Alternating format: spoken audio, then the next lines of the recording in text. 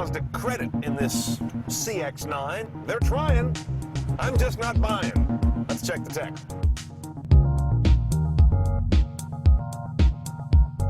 Now we're driving a 2008 CX-9 Touring, which is their mid-trim level. There's Sport, Touring, Grand Touring. So we're in the middle. This head unit, navigation is optional.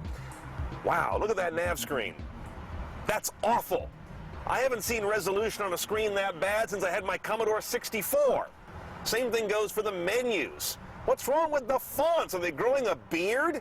Yeah, sure, I can see what I'm doing, but if this is your premium crossover, give me some premium feel from the tech. Ergonomically, there are some good and some bad things going on here. They've got a display control, which is kind of cute. Lets you select, I think it's 3 different angles on the LCD, so you can kill glare no matter what. Ironically, I find that in the standard flat position, it's really good on glare, so they probably didn't need to include that feature, but it's a crowd pleaser, and the kids will play with it until it breaks, so that's kind of fun. We have a 6-disc CD changer. You can see you get to a load menu here, you select a slot, you're still wondering where the hell's the slot. Then when you hit load, aha, it reveals it's right there behind the display.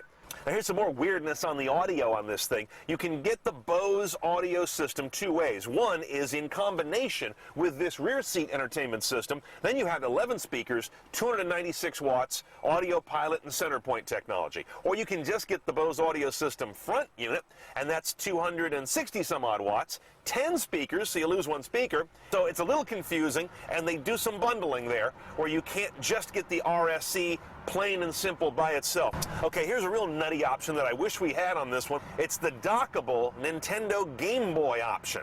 So there's a dock for a Game Boy Advance, wireless headphones, a wireless game controller, a 10.2-inch LCD to do the gaming on, and a DVD player. The backseat rig is a 9-inch drop-down LCD here in the roof and the ceiling. That's pretty common. I don't like it there because it often occludes the view out of the rear view. In this case, though, I've got to say, this car's got a pretty high ceiling, and I'm not having a problem with it dropping down in my vision. Power for the CX-9 is the same across the board. 3.7-liter dual overhead cam gas V6, 273 horsepower, 270 foot-pounds of torque, and it's also a one-choice only transmission, 6-speed automatic with a shiftable gate here on the left, no paddles or nonsense like that.